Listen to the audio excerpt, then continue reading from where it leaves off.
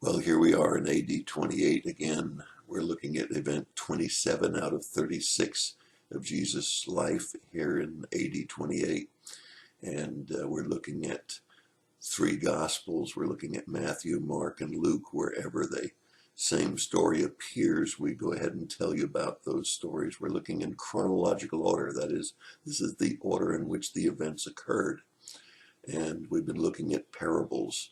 And there's supposedly something like 36 to 39 parables of Jesus. There's some say as many as 100 parables in the entire Bible, but not all of Jesus. You'll find all kinds of different answers on how many parables of Jesus, how many parables in the Bible.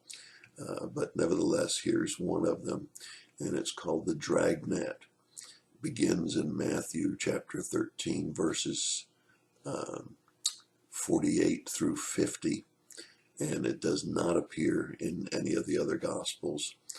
And it says, the kingdom of heaven will be likened to a dragnet, which catches every kind of fish.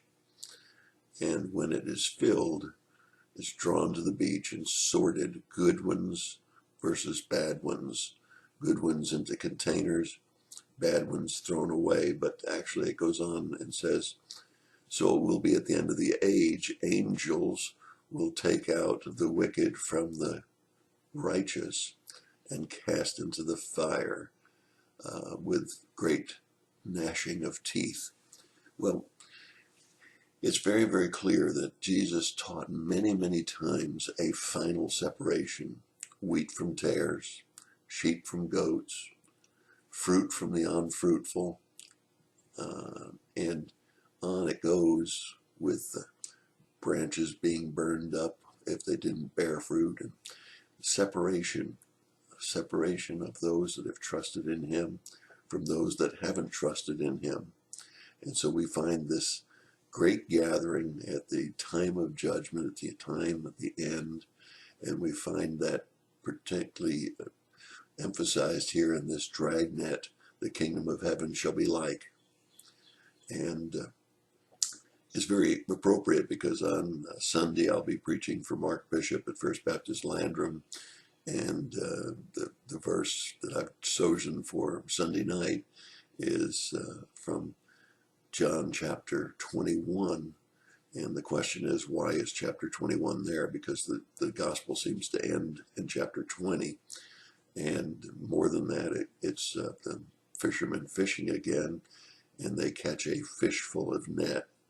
A net full of fish. Let's try that again. And they drag it to shore. And so we find some parallels to this parable. And it's a very, very interesting thing, because unlike many of the other catches, the catch is 153 fish. Is there any significance to the 153 fish? Well, Google it, and you'll find that many theologians, many speculations have been made about whether the 153 is significant, and you'll have to decide for yourself. But we certainly want you to think about the fact that there is going to be a final gathering of all types, and we're going to find that there is a separation of the righteous from the unrighteous, those that have accepted Christ from those that haven't accepted Christ. And so I hope you'll pray for me as I preach that message Sunday night. Got a great message that God has given to me on Sunday morning from Revelation 21, back from the future. Back from the future. And we know that that's the future John saw in heaven. But how do you get there? How do you get to that place that's so wonderful? And I hope you'll take a look at that too. And I hope you're going to be in church on Sunday. And that's my thought for the day.